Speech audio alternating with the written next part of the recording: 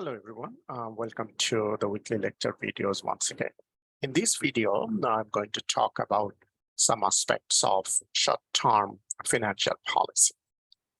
The short-term financial policy that a firm adopts will be reflected in two ways.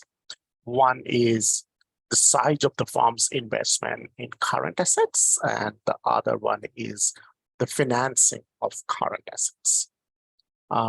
So first of all, the size of the firm's investment in current asset.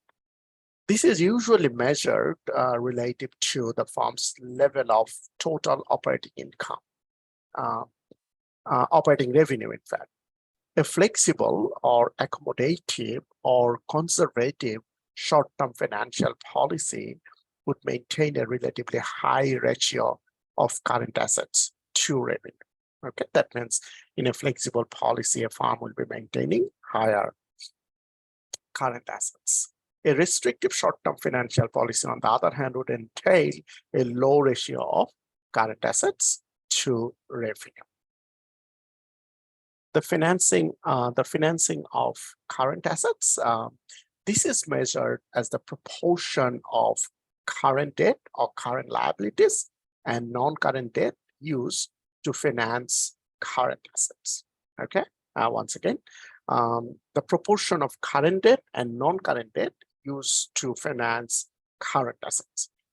In a restrictive policy, in a restrictive short-term financial policy means a high portion of current debt relative to non-current financing, and a flexible policy would mean less current debt and more non-current debt. Okay, so if we take these two areas together, we see that a firm with a flexible policy would have a relatively large investment in current assets. It would finance this investment with relatively less current debt. The net effect of a flexible policy is thus a relatively higher level of net working capital. Put another way, with a flexible policy, the firm maintains a larger overall level of liquidity.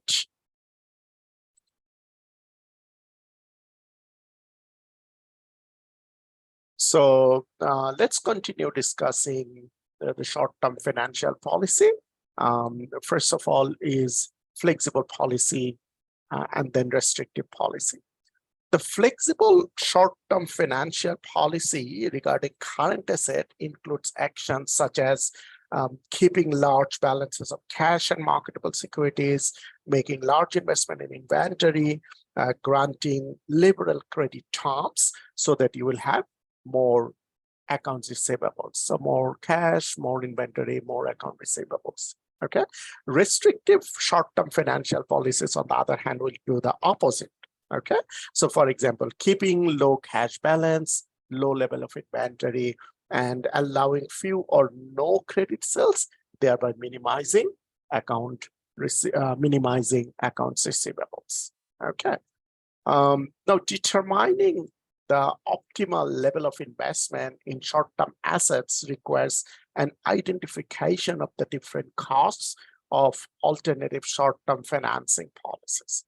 The objective is to trade off the cost of a restricted policy against the cost of a flexible one to arrive at the best compromise. Okay. Current asset holding are highest with a flexible short-term financial policy and lowest with a restrictive policy. That I already had indicated. So flexible short-term financial policies are costly in that they require a greater investment in cash and marketable securities, inventories, and account receivables. Okay. However, the benefit is we expect that future cash inflows will be higher with a flexible policy. For example, sales are stimulated by the use of a credit policy that provides liberal financing to customers. A large amount of finished inventory on hand provides a quick delivery service to customers and may increase sales. Similarly, a large inventory of raw materials may result in fewer production stoppages because of inventory shortages. Okay. A more restrictive short-term financial policy probably reduces future sales levels below those that would be achieved under flexible policies. It is also possible that higher prices can be charged to customers under flexible working capital policies. Customers may be willing to pay higher prices for the quick delivery service and more liberal credit terms implicit in flexible policies.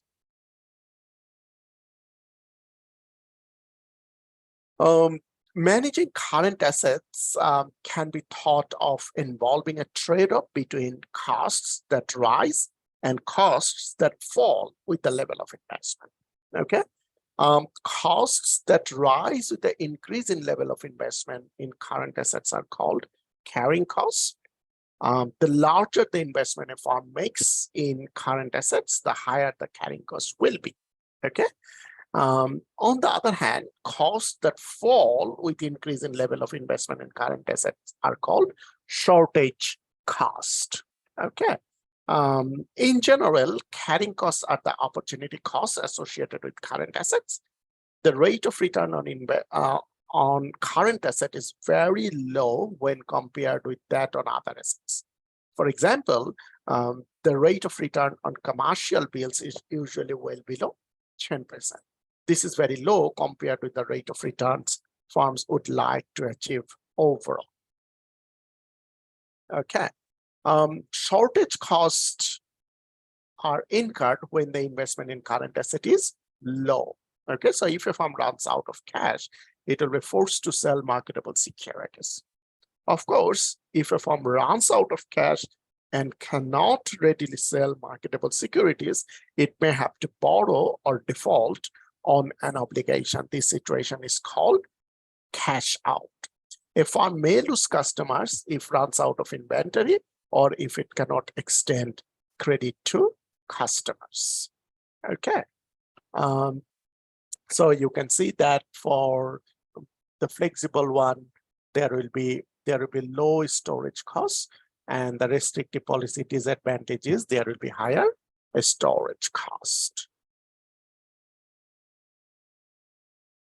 Okay, the advantage for restrictive one is there will be lower carrying costs.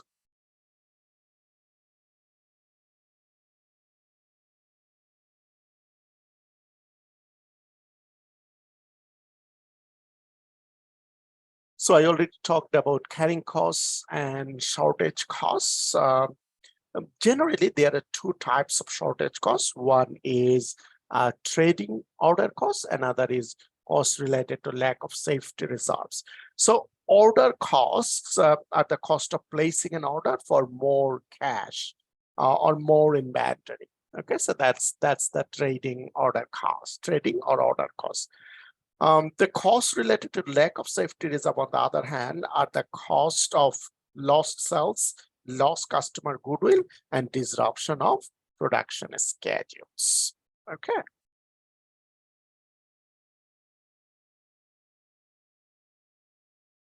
Now let's summarize our discussion by this diagram. You can see that the top part of the figure illustrates the basic trade-off between carrying costs and shortage costs. Okay, on the vertical axis we have cost measured in dollar terms, and the horizontal axis we have the level of current assets. Carrying costs starts out at zero. You can see this green line I'm talking about. The carrying cost starts out as zero when the current assets are zero and climbs steadily as current assets grow. So as higher the current asset, higher the carrying costs. Okay. Shortage cost, on the other hand, starts very high. You can see I'm talking about this red line. So lower the current assets means there will be very high shortage costs. So shortage costs starts out very high and decline as we add current assets. The total cost of holding current asset is the sum of these two. Okay, and sum of these two is reflected by this blue line, and you see that this is the level CS star where the current assets, the combined costs reaches at a minimum level for the optimum level of current assets.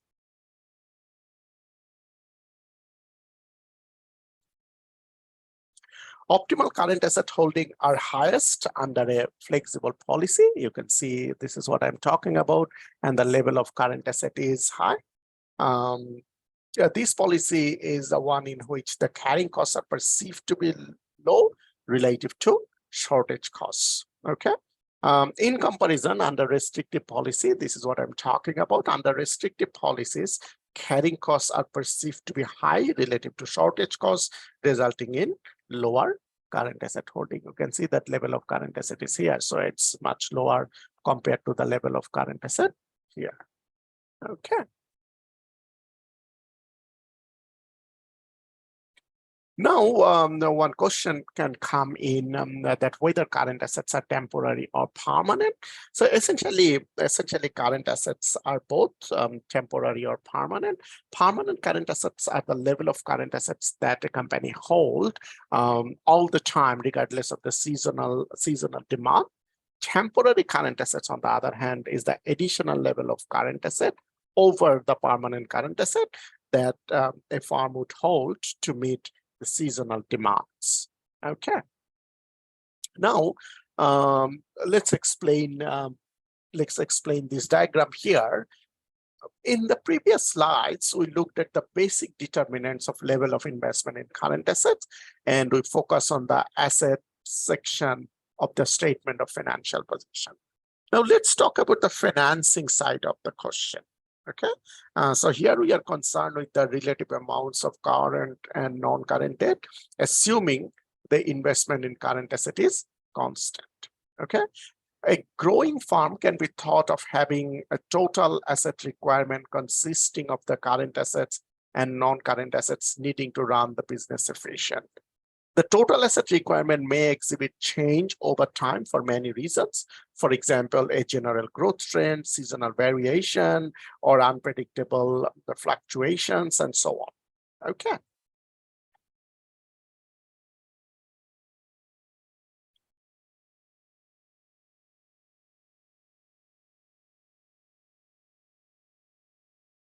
Now, in general, what a farm will do, a farm will try to finance its current asset with a mixture of non-current, current and non-current,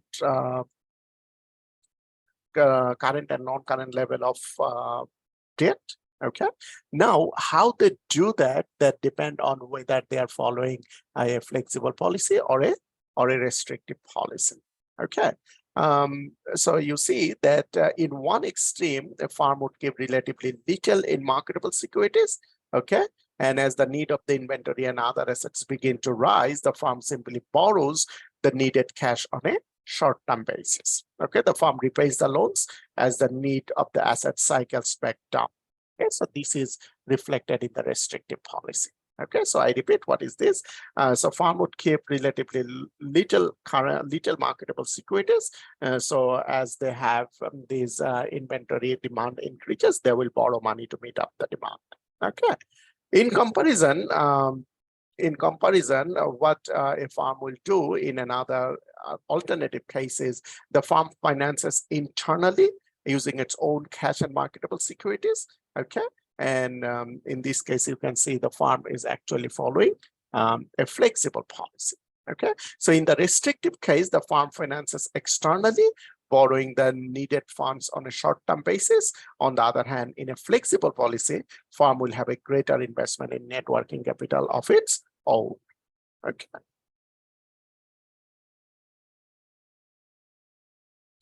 Now, a big question could be which financing policy is best, right?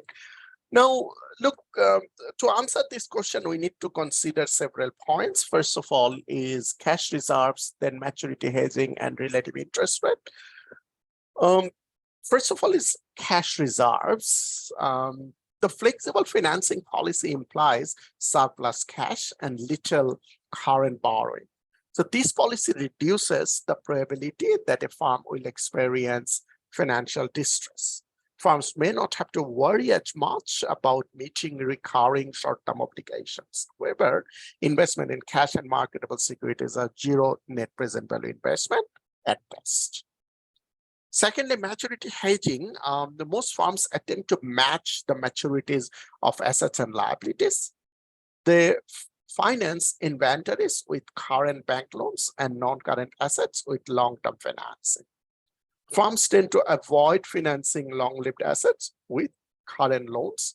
So this type of maturity mismatching would necessitate frequent refinancing and is inherently risky because short-term interest rates are more volatile than longer-term rates. And the last one is relative interest rates. The short-term interest rates are usually lower than long-term rates. This implies that it is on average more costly to rely on non-current borrowing compared with current borrowing. So that's the end of our discussion on the aspects of short-term financial policy. In the next video, we will be talking about cash budget and some other relevant topics. Thank you very much.